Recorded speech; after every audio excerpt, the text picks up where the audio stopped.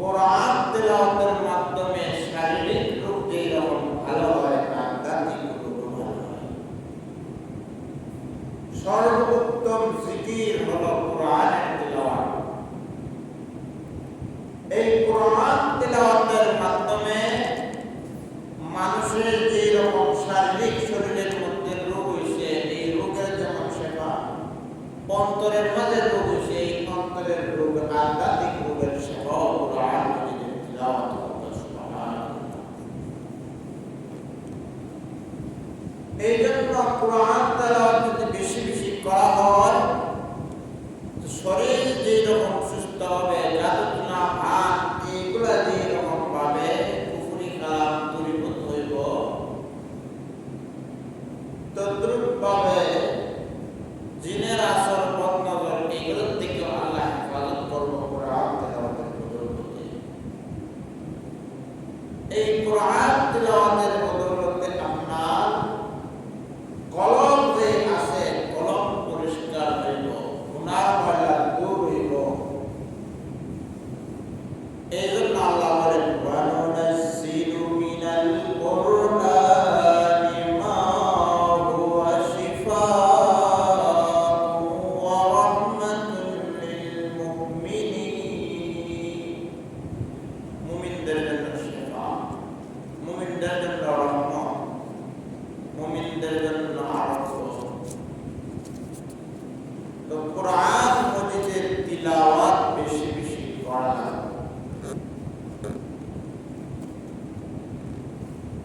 মুহতারাম হাজিরিন, অন্য আয়াত আল্লাহ বলেন, ওয়া ইন কুনতুম ফি রাইবিন মিম্মা নাযালনা আলা আবদিনা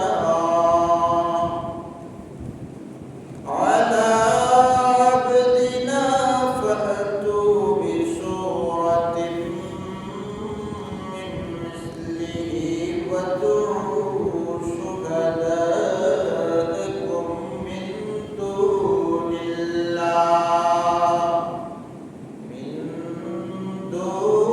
দুনিল্লাহি ইন কুনতুম সাদিকিন।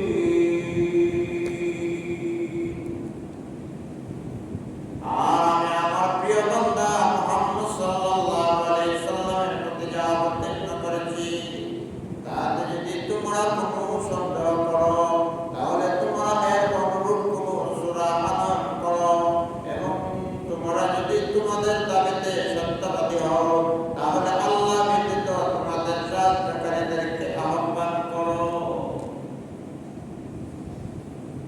আল্লাহ বলতেছে যে সাইয়্যিদুনা মুহাম্মদুর রাসূলুল্লাহ সাল্লাল্লাহু আলাইহি সাল্লামের প্রতি যে কোরআন অবতীর্ণ হচ্ছে, এই কোরআনের মধ্যে যদি কাফির মুশরিকদেরকে আল্লাহ বলে রাখে যে এই কোরআনের মধ্যে যদি তোমাদের কোনো সন্দেহ থাকে, তাহলে এরকম কোরআন দেখাও, একটা সূরা বানায় দেখাও, একটা আয়াত বানায় দেখাও,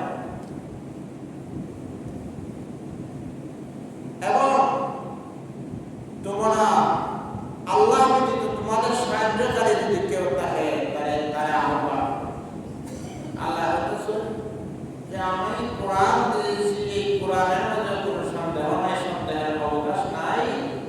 আর এই কোরআনের আয়াতের মধ্যে একটা আয়াত তোমরা বানাইতে পারবে না, একটা সূরা বানাইতে পারবে না। আর আমি আল্লাহ সাহায্যকারী, আমি আল্লাহর চাইতে সাহায্যকারী আর কেউ হতে যায় না। তোমরা কোরআন মানবাই, আমার কাছে সাহায্য চাইবাই, সাহায্য তোমরা পাইবা। বিপদে পড়ে গেছো, আমি আল্লাহর কাছে চাও, আমি আল্লাহ সাহায্য করব।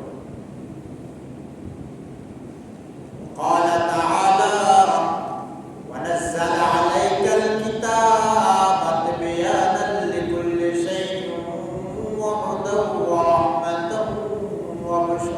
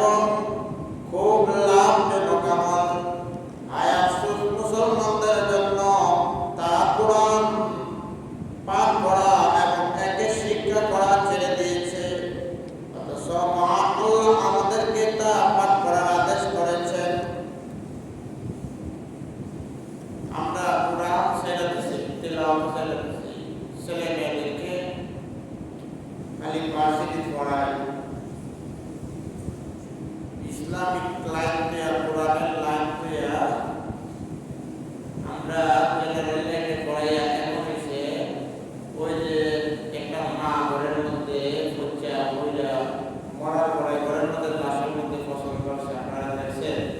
তার 3 জন ছেলে, একজন বইয়ের করে আর 2 জন মনে হয় সচিব, দেখছেন না সংবাদ? তো মায়ের লাশটা ঘরের মধ্যে পচন ধরে গেছে, প্রতিবেশীরা দরজা ভেঙে ঘরে ঢুকছে, এই মায়ের বুঝ দিতেছে না। এই যে সচিব বলে শিক্ষিত হইল, একজন কানাডা থাকে, আর একজন সচিব। এই কি হইল, এই 3 সন্তানের মধ্যে 2 সন্তান মনে সচিব, কিন্তু কি হইল, এই পড়ালেখা পড়াইয়া মা বাবার ভুল হইল না। এই জন্য কোরআন শিক্ষা দিতে হবে, কোরআন লাইনের শিক্ষা দিতে পরে বৃদ্ধ বয়সে আপনার সন্তান আপনার সেবা যত্ন করব, সে ইসলাম বুঝল এবং মানব। এরপরে কিছু আলিম নামের জালিমও আছে, যারা আলিম হওয়ার পরেও মা বাবার সাথে দুর্ব্যবহার করে, খারাপ আচরণ করে। আসলে এরা কলমটাই খারাপ হয়ে গেছে। আমাদের সারা দেহে আমাদের যে কলমটা আছে, এটা যদি সুস্থ থাকে তাহলে সারা দেহটাই সুস্থ। এই কলমটা যদি অসুস্থ হয়ে যায় তাহলে পুরা বডিটাই অসুস্থ। আর এই কলমটাকে সুস্থ রাখার লাগে লা ইলাহা ইল্লাল্লাহ জিকির, দুরূদ শরীফের আমল আর কোরআন তিলাওয়াত জারি রাখা লাগবে, তাইলে এই কলম পবিত্র থাকবে। قال تعالى ورتل القرآن ترتيلا, মহান আল্লাহ বলেন আর কোরআন পাঠ করো ধীরে ধীরে, তারতিলের সাথে। قال تعالى إن الذين يتلون كتاب الله وأقاموا الصلاة وأنفقوا مما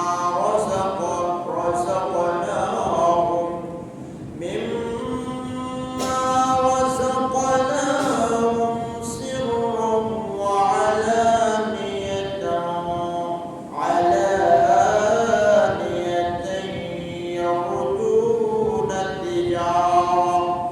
يرجون تجارة لن تبور। এই আয়াতের মধ্যে আল্লাহ পাক বলেন, নিশ্চয়ই যারা আল্লাহর কিতাব পাঠ করে, নামাজ কায়েম করে, আমি তাদেরকে যা দিয়েছি তা হতে গোপনেও প্রকাশ্য ব্যয় করে। তারাই আশা করে এমন ব্যবসায়ের যা কখনো লোকসান হবে না। যারা কি করে, কিতাবুল্লাহ পাঠ করে, কোরআন তিলাওয়াত করে, নামাজ কায়েম করে। কায়েম হচ্ছে কায়েম না হলে নিজে নিজে নামাজ পড়ো না, নিজেও নামাজ পড়ো, ছেলে মেয়েরাও নামাজের দিকে অগ্রসর করো, নামাজের জন্য বলো, তাদেরকে নিয়ে নামাজ পড়ো। ফ্যামিলির সদস্য, বাড়ির মানুষ, পাড়া প্রতিবেশীর মানুষ, সবাইকে নিয়ে যখন আপনি নামাজ পড়বেন, তাইলেই আপনার নামাজটা কায়েম হবে। আমরা নিজেরাই নামাজ পড়ি, আমাদের সাথে সঙ্গে বন্ধু বান্ধবের নামাজের জন্য বলি না। আমাদের অবশ্যই কর্তব্য হলো যে অন্যকে নামাজের দাওয়াত দেওয়া, নামাজে নিয়ে আসা, বিভিন্নভাবে তাকে নামাজের ওয়াজ করা, নামাজে নিয়ে আসা, তাইলেই নামাজ কায়েম হবে। এরপরে আল্লাহ বলতেছে, আমি তাদেরকে যা দিয়েছি তার মধ্যে গোপনেও প্রকাশ্যে ব্যয় করে। অর্থাৎ আমরা যে আল্লাহ ধন সম্পদ আছে, এই ধন সম্পদ গোপনেও দান করতাম, প্রকাশ্যেও দান করতাম। ওমর রাদিয়াল্লাহু আনহু গোপনে দশ দিলাম, প্রকাশ্যে 10 দিন দান করছে। এই জন্য গোপনে যে দানটা করবে, ডাইন হাতে দিলে বাম হাতে যেন খবর না পায়, এটা হলো গোপনে। গোপনে দিতে হবে, প্রকাশ্যে দিতে হবে। তো গোপনে এবং প্রকাশ্যে দিয়ে আপনি আল্লাহর রাস্তায় দান সৎকার করে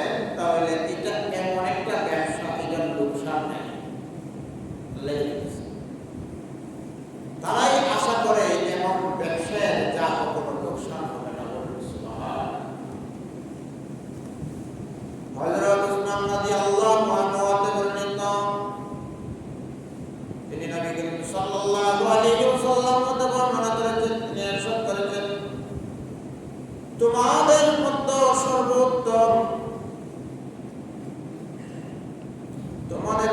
সর্বোত্তম যিনি নিজে কোরআন শিক্ষা করেন এবং অপরকে শিক্ষা দেন। আল্লাহ নবী ফরমান যে সর্বোত্তম মানুষ সেই ব্যক্তি যে নিজে কোরআন শিক্ষা করে এবং অপরকেও শিক্ষা দেয়, তাই এটা সর্বোত্তম ব্যক্তি। আর আমরা সর্বোত্তম তুগানের জন্য বংশগতি সৈয়দ না চৌধুরী না খান সাহেব না কিতাব এই বংশ বুঝতে শুরু করে দেয়। সর্বোত্তম ব্যক্তি খুঁজতে হলে দেখতেই বলছেন কোরআন শিক্ষা করে কোন শিক্ষা দেয় কিনা, অর্থাৎ যারা কোরআন শিক্ষা করে কোরআন শিক্ষা দেয় এরা মাদ্রাসার মধ্যে টিচিং দিতেছে, এরা হইল সর্বোত্তম ব্যক্তি। আয়েশা রাদিয়াল্লাহু আনহা হতে বর্ণিত, নবী করিম সাল্লাল্লাহু আলাইহি ওয়াসাল্লাম হতে বর্ণনা করেছেন, তিনি ইরশাদ করেছেন যে ব্যক্তি কোরআন শরীফ কোরআন মাজিদ পাঠে দক্ষ তিনি উচ্চ মর্যাদা সম্পন্ন ফেরেশতাদের সঙ্গে হবেন। আর যে ব্যক্তি কষ্ট অবস্থায় কোরআন পাঠ করে তার জন্য রয়েছে দ্বিগুণ সওয়াব। অসুস্থ ব্যক্তি যদি কোরআন পাঠ করে তার লাগে দ্বিগুণ। আর যে ব্যক্তি কোরআন মাজিদ পাঠ করে কোরআন মাজিদ পাঠে দক্ষ তিনি উচ্চ মর্যাদা সম্পন্ন ফেরেশতা যারা আছে তাদের সাথে তাদের সঙ্গে হইবা। উচ্চ মর্যাদা সম্পন্ন ফেরেশতা কারা? জিবরাইল, ইসরাফিল, মিকাইল, এরা তো এইসব ক্ষেত্রে সম্মানী ফেরেশতা। তাদের সঙ্গে আপনি যদি হয়ে যান, জিবরাইলের সঙ্গে মিকাইলের সঙ্গে আপনি যদি হয়ে যান, তাহলে আপনার জন্য সৌভাগ্য।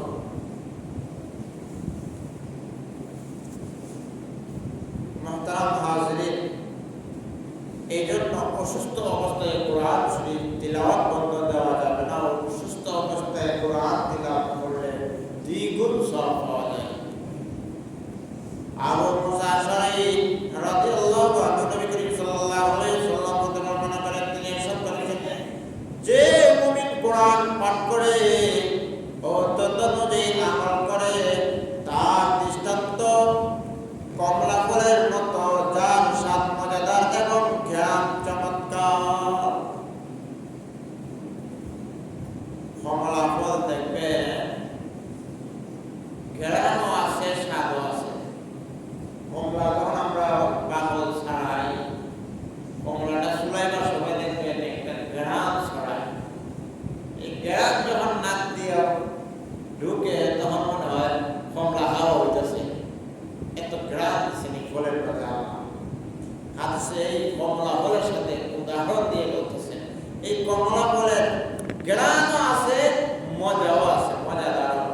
তো আপনি যদি কোরআন পাঠ করেন আর কোরআন অনুযায়ী আমল করেন, আপনারও এইরকম স্বাদও থাকবে, ঘ্রাণও থাকবে। অর্থাৎ কোরআনের নূর যদি দেহের মধ্যে লাগান, আপনার এই দেহের মধ্যে এক ধরনের সেন্ট তৈরি হবে, সুঘ্রাণ তৈরি হয়ে যাবে। অনেক বুজুর্গানের দিন আছে যাদের শরীর থেকে মরার পরে মেশকা পরে ঘেরান হয়ে যেত। বাইরে সেই রকম অনেক, ওই যে বয়ানপুরি সাহেব আপনার ছেলেদের তার খবর থেকে মেশকা পরে ঘেরান হয়ে যেতেছে, মানুষজন যা দেখতেছে এখনো মাঝে মাঝে মেশকা পরে ঘেরান হয়ে যেত এরকম। আমার এক শিক্ষক একদিন আমাকে বলতেছে, তুমি আতর লাগাও কেন, তোমার শরীর থেকেই তো আতর বেরিয়ে আমল করো। সুবহানাল্লাহ বলতেন না? এই জন্য কোরআনের নূর যদি শরীরের মধ্যে আপনি ফায়দা করতে পারেন, আপনার লাশ আর নষ্ট না। কুরসির আমলের মাঝে আছে, যারা পাঁচ ওয়াক্ত নামাজ পড়লেই আয়াতুল কুরসি করে বুকের মাঝে ফুটে, তারা এই সিনাটা কষ্ট না।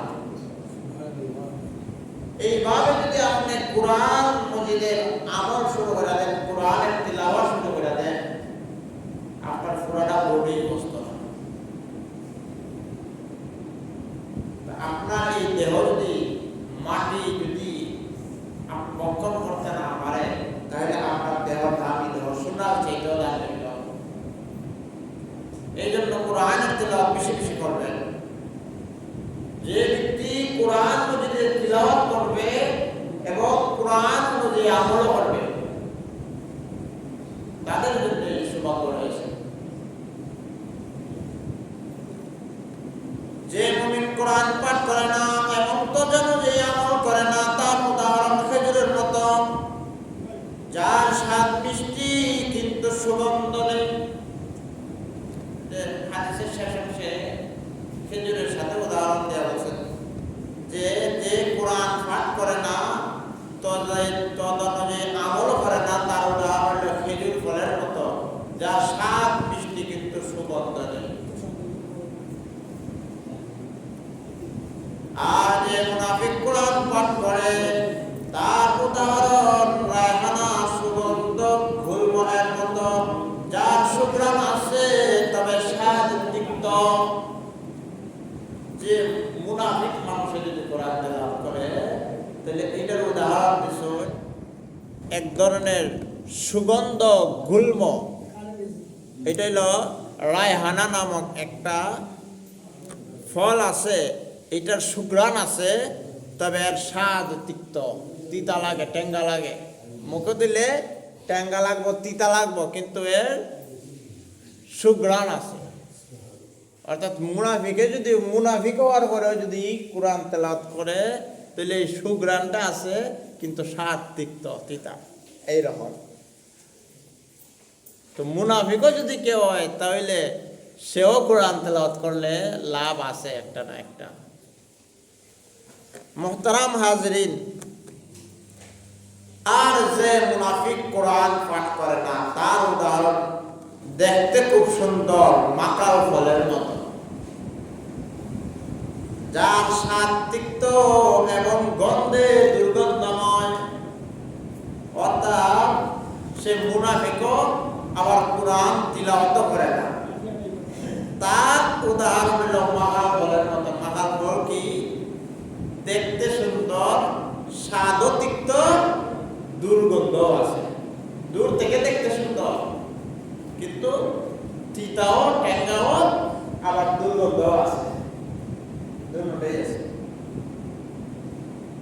মুআয আল-জুহানী রাদিয়াল্লাহু আনহু হতে বর্ণিত, তিনি বলেছেন, রাসূল সাল্লাল্লাহু আলাইহি ওয়াসাল্লাম ইরশাদ করেছেন, যে ব্যক্তি কোরআন পাঠ করে এবং এতে যা রয়েছে তা অনুযায়ী আমল করে, পরকালে তার পিতামাতাকে এমন মুকুট পরিধান করানো হবে, যার কিরণ সূর্যের কিরণ মধ্যে অধিক উজ্জ্বল হবে। যদি সূর্যের কিরণ তোমাদের দুনিয়ার ঘরে হয়, অতএব তোমাদের কি ধারণা ওই ব্যক্তির মর্যাদা সম্পর্কে যিনি কোরআন অনুযায়ী আমল করেছেন? সুবহানাল্লাহ, বলেন না, সূর্যের কিরণের চাইতেও বেশি কিরণ থাকবে এই মুকুটটা। যারা কোরআন মাজিদ পাঠ করবে, কোরআন অনুযায়ী আমল করবে, এই ব্যক্তির মাতা পিতারা দেওয়া হইব স্বর্ণের মুকুট, এইরকম উজ্জ্বল মর্যাদা সম্পন্ন মুকুট দেওয়া হইব। তার মা বাবারে যে কোরআন তেলাওয়াত করব এবং কোরআন অনুযায়ী আমল করব, তার মা বাবারে দেওয়া হইব এই মুকুট। সুবহানাল্লাহ। তো যদি মা বাবারে যে আমল করব, আমলটা তার মা বাবারে যদি স্বর্ণের মুকুট দেওয়া হয়, তাহলে তার জন্য তার বড়টা রয়েছে। যে নিজে আমল করবো, তার জন্য আরো বড় প্রাপ্য রয়েছে। এই জন্য আমরা এখন সমাজ কোরআন তেলাওয়াত ছেড়ে দিচ্ছি, ফজরের পরে খালি ঘুম ঘুম। আর এমন অবস্থা হয়েছে, এখন দেখা যায় ফজরের নামাজ পড়ে যদি সব পড়তেন বাইরে বাইরে, তাকে দরজা এমন ভাবে লক করে ঘুমাইছে, হ্যাঁ, দরজা না ভাঙলে ভিতরে ঢুকতে পারতেন না, এমন ঘুম দিছে। সকাল আটটার আগে দরজা কেউ খুলে নেয় না। আগের দিনে দেখা যাইত মানুষরা নামাজ পড়ুক বা না পড়ুক, যখন রাত্রি হইতো সূর্য পূর্ব আকাশে উদিত হইত, সাথে সাথে দরজাগুলি খুলে দিত, মানুষ কামড়াতে পারত। আর এখন এমন ভাবে ঘুম শুরু হয়েছে, এই ঘুম যত বাড়বে ডায়াবেটিস ততই বাড়বে, রক্তের মধ্যে চড়ি হইব, শ্বাসকষ্ট দেখা দিব। এই সমস্ত নতুন নতুন রোগের আবির্ভাব তখন হইব যখন মানুষ নামাজ ছাইরা ফজরের সময় ঘুমাইব।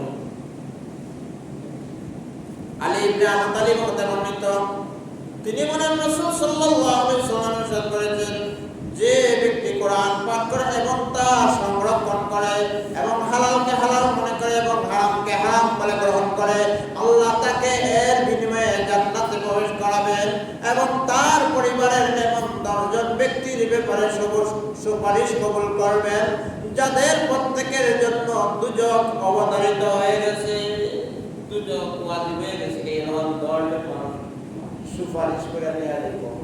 কারা? যারা কোরআন পাঠ করব এবং এই তা সংরক্ষণ করব, হালালকে হালাল বলিয়া জানব এবং হারামকে হারাম বলিয়া জানি না, এগুলো মাইন্ডা যখন চলব, তার ফ্যামিলির 10 জন মানুষের হাতে সে মানুষ করে নিয়ে আসবে। কোরআন তেলাওয়াত করবেন না আজকে পত্রিকা ফজরের নামাজ পড়িয়া প্রত্যেকে কোরআন মজিদের তিলাওয়াত করবেন। সকালবেলা কেউ ঘুমাইবেন না। যদি শরীর স্বাস্থ্য ঠিক রাখতে চান, বৃদ্ধ বয়সে বেমারের জন্য কষ্ট পাইতে না চান, বৃদ্ধ বয়সে যদি সুস্থ থাকতে চান, সুস্থ শরীর নিয়ে বাঁচতে চান, ডায়াবেটিস, শ্বাসকষ্ট, এই সমস্ত ভয়ঙ্কর যে রোগগুলো আছে বডির, এই রোগ থেকে যদি বাঁচতে চান, তাহলে এখন থেকে কোরআনের আমল শুরু হয়ে যান। ফজরের নামাজ পড়িয়া কোরআন তেলাওয়াত করে নেন।